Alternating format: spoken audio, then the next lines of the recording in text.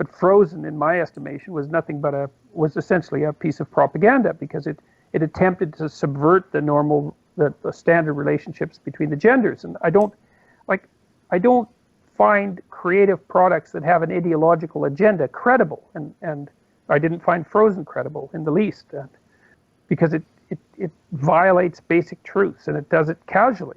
I thought there were other things wrong with the movie. I thought the boyfriend guy with the moose, he kind of comes in and saves the day, right? The princess is lying there dying, and he gets her warm again, and then she's able to go save the day. And while it's not the prince drawing his sword and facing down the dragon for his love, it's not that standard archetype, but he's there in his own way. Yeah, well, he's sort of the nice, supportive guy, and you know how well they do in I see. You know, you're right. He comes in when there's trouble with a blanket and go get him, girl. You got this. Yeah. And then he fucks off somewhere with his moose. On that exact same token, I love your explanation, and I'd never been able to internally articulate it before, about the male feminist thing and the whole it gives you a creepy vibe. And the more I heard you talk about it, where you're saying, well, these people are just kind of weaker, subservient men that can't compete in a traditional male hierarchy, so they have to be kind of, sneaky and try and go under the wire. Let me tell you a funny story, man. People will hate me for this one. So it's about orangutans. And so now a fully developed male orangutan is the guy that has the big fat pads around his face. So he almost looks like a moon, eh?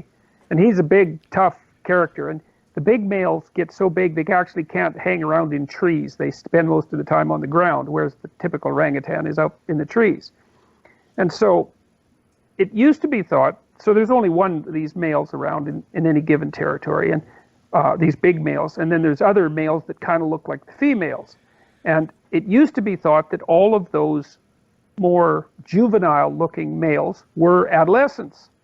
But then they discovered that wasn't true, that what happened was if there was a dominant and fully developed male in the territory, then all of the other males didn't mature fully, and they stayed in their juvenile form. Now the female orangutans come to the big moon-faced guy. So they come for mating purposes to him. The juveniles have to resort to rape. And if you can't understand that from a human perspective, then you're not bloody well thinking. So it's the same thing, is that the successful males, and this is true genetically. So for example, you have twice as many female ancestors as male ancestors. And you think, no, that can't be possible. It has to be 50-50, but it doesn't. So it's easy. Every male who reproduced had 2 children, but a bunch had 0. And every female who reproduced had 1. So every female had 1 child, and half the males had 2. That's basically the stats. So there's much more male reproductive failure than female reproductive failure, and that's part of this Pareto distribution issue, where all the spoils go to the victor.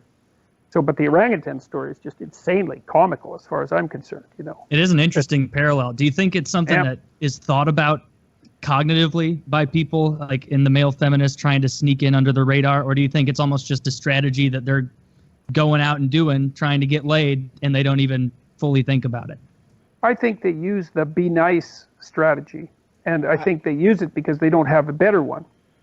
That's fascinating, but I would have to take that study one more step, right? Remove the male, remove the dominant male, and maybe through artificial means rise one of these juvenile males who look a bit like a female, one of these beta males, rise him up to the new alpha. However you do that, I don't know. That is what happens in the You put a handkerchief on him, maybe they'll all love him now, But what happens then? Does he start growing those fat pouches and getting a mane? Yes. That's exactly what happens. It's so fascinating. It's mind-boggling, man. That happens with pigs, too. So pigs are like dogs. They're all part of the same species. So any pig can interbreed with any other pig, whether it's those micro, silly pigs you see on Instagram, or it's those big Russian boars with tusks. They can all interbreed. And what happens when you release one of those pink little pigs that we all have for bacon here in the United States, you release him out there in the wilds of Texas with the Russian boar and the hybridization that's happened there. It's its own species at this point.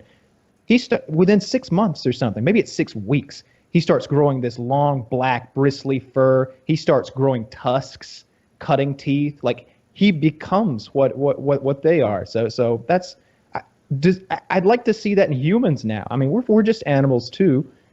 There's got to be an example of what if I were in that survival situation, like if the world falls to apocalypse and there are 3 males in 30-mile radius and I'm one of them, do I finally get like a full beard? Like, is this gonna fill in? Not even then. No, God damn it. It's an open question. It's an open question how different you would be in a truly different situation. You know, I mean, we do know, for example, that one of the reasons that people change when they go to new environments is because new environments switch on new genes in the brain. So it's not merely a matter of absorbing new information and encoding new memories and all of that. It's that you literally change physiologically when you subject yourself to new challenges. New genes turn on and code for new proteins. And we have no idea what the full extent of that is. Wow. I did not know that. That's fascinating. Yeah, it's so in-depth. So much to even think about with that. And we have no idea compared to what we're going to know. I was, At least I would hope